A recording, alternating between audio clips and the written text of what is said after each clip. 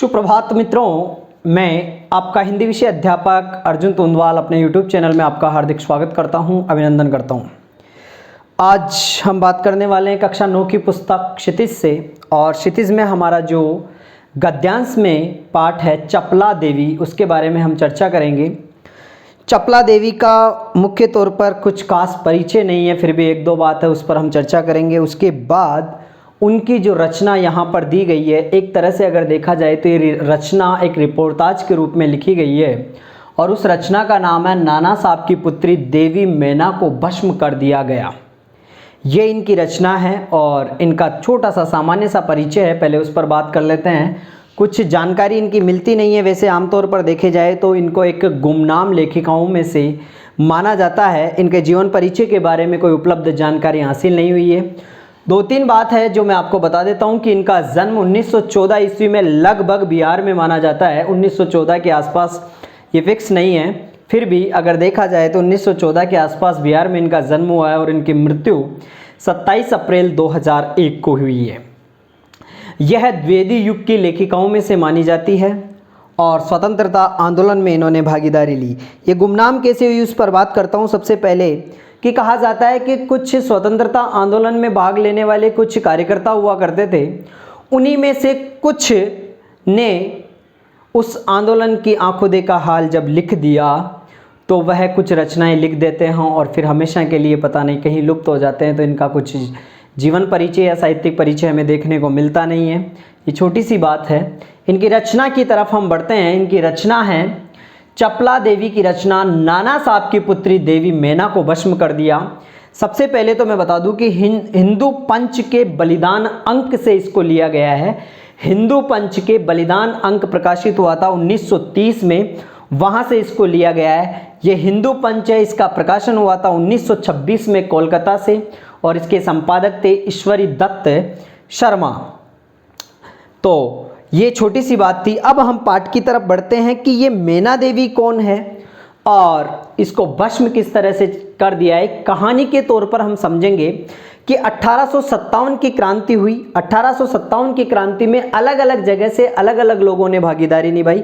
कानपुर से अलग, झांसी से अलग। जिस तरह से झांसी से लक्ष्मीबाई ने भागीदारी निभाई, उसी तरह से कानपुर के नाना दुदू पंत, या हम कह सकते हैं नाना साहब दुदू पंत थे, उन्होंने भी इस स्वतंत्रता आंदोलन में भाग लिया था। 1857 की क्रांति का वर्णन किया गया है यहाँ पे। 1857 की क्रांति के बारे में यहाँ पर बताया गया है।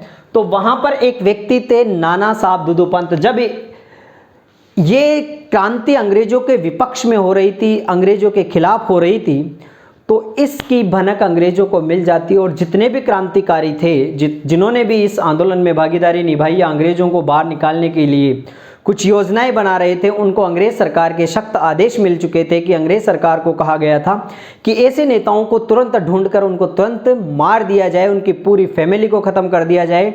उनका कोई किला है, उनका कोई घर है, उनका फैमिली है, सबको ध्वस्त कर दिया जाए। तो जब ये बात चलती है नाना साहब के बारे में, नाना साहब की पुत्री है मैना, उसको भस्म कर दिया गया। ये बात कहाँ से स्टार्ट होती है, कैसे स्टार्ट होती है, क्यों होती है? 1857 के स्वतंत्रता संग्राम से संबंधित बलिदान कथा है। एक नाना साहब की बेटी थी जिसका नाम था मैना। नाना साहब, पहले इसको समझेंगे, फिर इसका विस्तृत अध्ययन हम पाठसार के अनुसार बिंदु वाइज करेंगे। सबसे पहले इसको समझने के लिए मैं आपको बता दूं, नाना साहब दुदू पंत हैं। उनका एक महल बना हुआ है, उस महल को ध्वस्त करने के लिए अंग्रेज सरकार के आदेश आ जाते हैं। नाना साहब को इसकी भनक लगती है, पूरी फैमिली को इकट्ठा करते हैं और वो वहाँ से भागने की योजना बनाते हैं, परंतु अंग्रेज सरकार आ जाती है और जल्दबाजी में नाना साहब सब कुछ लेके चले जाते हैं, परंतु अंदर अपनी बेटी मैना को भूल जाते हैं। ये नाना साहब की पुत्री का नाम है मैना, इसको भूल जाते हैं। अंग्रेज सरकार को पता नहीं रहता है कि अंदर कोई लड़की है। जब आदेश, वहाँ पर एक सेनापति खड़ा रहता है जिसका नाम है जनरल हे। इस जनरल हे को आदेश दिया जाता है कि नाना साहब के महल को उड़ा दिया जाए। तो जो ही इस पर तोबे लगाई जाती है और गोले बरसाने लगते हैं, जितने में ही महल के बीचों बीच आकर एक लड़की खड़ी हो जाती है और वह लड़की जनरल हे से प्रश्न करती है कि आप इस महल को न गिराएं। आप इसको क्यों गिराना चाहते हैं? परंतु जनरल हे कहते हैं कि तू क्यों इसको बचाना चाहती है? जनरल हे को लड़की ने प्रत्युत्तर दिया कि आपकी दुश्मनी आपके विपक्ष में विद्रोह करने वाले नेताओं से, उन लोगों से है। इस अचेतन वस्तु से तुम्हारा मतलब जड़ वस्तु है, ये सजीव वस्तु नहीं है, निर्जीव वस्तु है। इस महल ने तुम्हारा क्या बिगाड़ा है? इसको छोड़ दिया जाए। जनरल है उससे प्रश्न करते हैं कि तुम कौन हो? तो उसने कहा कि तुम भूल गए कि तुम्हारी एक पुत्री हुआ करती थी मेरी, जिसका अब देहांत हो गया है। वह बचपन में मेरे साथ खेला करती थी और आप भी मुझे अपनी पुत्री के साथ खिलाए हुए हो। आप बहुत बार यहाँ आए हुए हो और इस तरह का परिचय करवाते हैं। तो वह पता करता है कि जनरल हे को पता, अच्छा तो तुम मैना हो। हाँ, अब तुम्हें याद आया कि मैना और मेरी की गहरी दोस्ती थी। जनरल हे की बेटी का नाम है मेरी, जो अब मर चुकी है। इस प्रकार की दास्तान सुनाने के बाद जनरल हे को उस पर दया आ जाती है। जनरल हे उसकी दया को देखकर वह सोचते हैं कि कुछ विचार किया जाए। जनरल हे उनके प्रधान सेनापति जनरल आउटरम के पास जाते हैं और उनको पूरी दास्तान सुनाते हैं।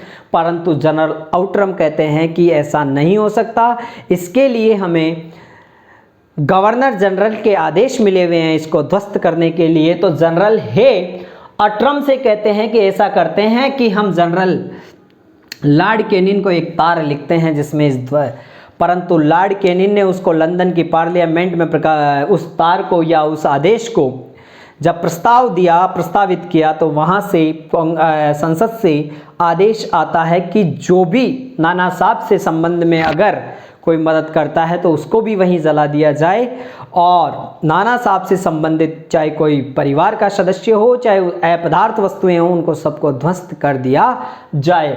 अंत में जनरल हे को वहाँ से हटा दिया जाता है और आउटरम को आदेश दिया जाता है कि आप जाइए और वहाँ पर उस किले को ध्वस्त कीजिए। और जब जनरल आउटरम वहाँ जाते हैं और तोबे लगाई जाती है तो कहा जाता है कि पहले उस बालिका को ढूंढ के लाओ, परंतु वह लड़की वहाँ कहीं नहीं मिलती है। अंत में तोप के गोले बरसाए जाते हैं और वह जो किला है उसको ध्वस्त कर दिया जाता है। मध्य रात्रि के समय जब उसकी राख पड़ी रहती है तो वहाँ पर एक लड़की उस राख के पास बैठकर रोया करती है। रोते हुए को देखते हैं तो जनरल अटम को समझ में आ जाता है कि ये वही लड़की है मैना जो कहीं छुप कर बैठी हुई थी। वह रोती है तो उसको कहा जाता है कि तुम क्यों रो रही है? तो कि मुझे आज जी भर के रो लेने दो। अंत में जनरल आउटरम के द्वारा उसको कैद कर लिया जाता है और अखबार में खबर छापी जाती है कि मैना उस जो भीषण हत्याकांड हुआ है या उस महल को जलाया गया है उसमें जलकर भस्म हो गई है। ये स्वतंत्रता आंदोलन से जुड़ी हुई एक छोटी सी घटना है जिसको हम बिंदुवार पढ़ेंगे।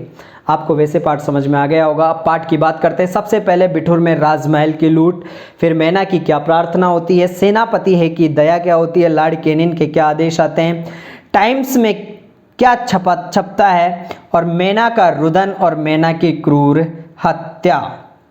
तो शुरुआत करते हैं सबसे पहले बिठूर में राजमहल की लूट। 1857 के संग्राम में विद्रोही नेता दुदुबंत नाना साहब जब असफल होने पर भागे तो अपनी बेटी मैना को न ले जा सके। मैना बिठूर में स्थित उनके महल में रहती थी। नाना साहब का जो महल था वह बिठूर के अंदर था और उस बिठूर के अंदर जब वह वहाँ से निकल जाते हैं मैना वहीं रहती थी और मैना वहीं रह जाती है। नाना साहब वहाँ से भाग जाते हैं। उधर स्वतंत्रता संग्राम की समाप्ति पर अंग्रेजों ने कानपुर में भीषण हत्याकांड किया। उसके बाद वे बिठूर पहुँचे। उन्होंने नाना साहब का राजमहल लूट लिया। लूटने के बाद उन्होंने महल को भस्म करने के लिए तोबे लगा दी। अब वहाँ पर तोबे लगाने के बाद मैना बीच में आकर खड़ी हो जाती है और क्या बोलती है, मैना की क्या प्रार्थना रहती है। तोप दागने से पहले उस महल में से एक सुंदरी बालिका बाहर निकली। उसने अंग्रेज सेनापति से प्रार्थना की वे महल को न तोड़े। सेनापति को उस पर दया आ गई। उसने बालिका से इसका कारण पूछा। बालिका ने बताया कि ये मकान उसके बहुत प्रिय हैं। इस मकान ने अंग्रेजों को कोई नुकसान नहीं दिया, कोई कसूर भी नहीं किया है, परंतु अंग्रेज सेनापति ने कहा कि वह मजबूर है। तब मैना ने सेनापति को अपना पूरा परिचय दिया। उसने ये भी बताया कि सेनापति की कन्या मेरी की सखी है, दोनों एक दूसरे को बहुत चाहती थी। मैना ने ये भी बताया कि बचपन में वे अर्थात सेनापति है उसे पुत्री की तरह प्यार करते थे। वह मेरी की मृत्यु पर बहुत दुखी हुई थी। क्या आपको ये सब याद नहीं है? जब जनरल हे को ये याद आता है तो वह भी उस पुत्री के प्रति दया दिखाने लगते हैं। अब सेनापति हे की दया क्या होती है वह सुने। मेना की बातें सुनकर उसे सब कुछ याद आ जाता है। उसने कहा कि मैं सरकार की आज्ञा नहीं टाल सकता, परंतु तुम्हारी रक्षा का अवश्य प्रयत्न करूंगा। तभी जनरल आउटरम वहां पहुंच जाते हैं। उन्होंने बिगड़कर पूछा कि नाना साहब का महल अभी तक तोड़ा क्यों नहीं। सेनापति हे ने उनसे निवेदन किया कि उस महल को बचा लिया जाए। अटरम ने कहा कि यह असंभव है। अंग्रेज नाना साहब पर बहुत क्रुद्ध हैं, इसलिए इसके लिए गवर्नर जनरल की आज्ञा लेनी पड़ेगी। हे ने सुझाव दिया कि गवर्नर जनरल लॉर्ड कैनिन को एक आश्य का तार भेजा जाए। जब लॉर्ड कैनिन के पास हे के द्वारा तार भेजा जाता है तो लॉर्ड कैनिन के क्या आदेश आते हैं। आउटरम ने कहा कि उसे महल तोड़ने और मेना को गिरफ्तार करने का कदम उठाना ही होगा।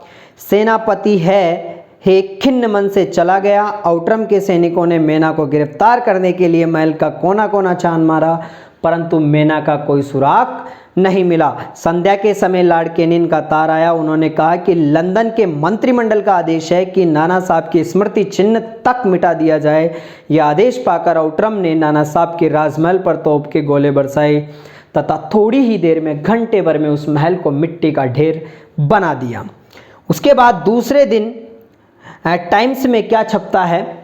उन्हीं दिनों लंदन के प्रसिद्ध पत्र टाइम्स में एक लेख छपा। उसमें कहा था कि कानपुर में अंग्रेजों पर जो हत्याकांड हुआ था उसका बदला लिया जाना चाहिए। नाना साहब पर दया दिखलाने की बात हास्यात्मक है। सेनापति हे का प्रस्ताव कलंक की बात है। लगता है सर हे बुढ़ापे में उस महाराष्ट्रीय कन्या के सौंदर्य पर मोहित हो गए हैं। वास्तव में नाना साहब का कोई संबंधी जहां भी मिले उसे मार डालना चाहिए। उसकी कन्या को भी हे के सामने फांसी पर लटका दिया जाना चाहिए। ये जो हे हैं इन्हीं के सामने उन पर झूठे आरोप लगाया जाता है कि लगता है ये बुढ़ापे में जो हे हैं ये उस कन्या पर मोहित हो चुके हैं। उस कन्या को उस हे के सामने ही फांसी पर लटका दिया जाए। अब मेना का जो रोना है उसके बारे में बात करते हैं। सितंबर मास, अभी रात के समय नाना साहब के राजमहल के खंडरों पर बैठकर रो रही थी। आउटरम की सेना भी पास ही ठहरी थी। कुछ सैनिक उनका रुदन सुनकर वहां पहुंचे। मेना बस रोए चली जा रही थी, कोई उत्तर नहीं देती थी। तभी जनरल आउटरम वहां पहुंचे। तब मेना को पहचान लिया। उसने मेना को गिरफ्तार किया। मेना ने प्रार्थना की कि उसे कुछ समय दिया जाए। वह भी जी भरकर रोना चाहती है, परंतु पत्थर दिल या पत्थर हृदय वाले आउटरम ने उसे यह अनुमति न दी। उसे हथकड़ी पहनाकर कानपुर के किले में कैद कर दिया गया। और मेना की क्रूर हत्या के समाचार किस तरह से मिलते हैं। महाराष्ट्र के एक पत्र बाखर में यह समाचार छपा। कल कानपुर के किले में नाना साहब की इकलौती कन्या मेना को धधकती हुई आग में जलाकर भस्म कर दिया गया। भीषण आग में जलती अनुपम कन्या को देखकर सब लोग उसे देवी समझकर प्रणाम करने लगे। तो ये 1857 की क्रांति का एक विद्रोह था अंग्रेजों के द्वारा, जिसके लिए नाना साहब की सजा उनकी पुत्री मेना को भुगतना पड़ा और वहां उनको कानपुर के किले में उसको कैद कर दिया गया। और अखबार में क्या समाचार आता है, बाखर में नाना साहब की पुत्री देवी मेना को जलाकर भस्म कर दिया गया। ये बहुत ही शानदार, बहुत ही अच्छा पाठ है, आप सभी को समझ में आया होगा। देखो इसमें संस्कृत शब्दावली का प्रयोग किया गया है और 1857 की क्रांति का एक बिगुल बजाने वाले लोगों के खिलाफ अंग्रेजों की क्या रणनीति रही है उसके बारे में यहाँ बताया गया है। तो आप सभी को ये पाठ समझ में आया होगा। आशा करता हूँ आपको वीडियो पसंद आया है। अगर पसंद आया है तो लाइक करें, सब्सक्राइब करें। धन्यवाद।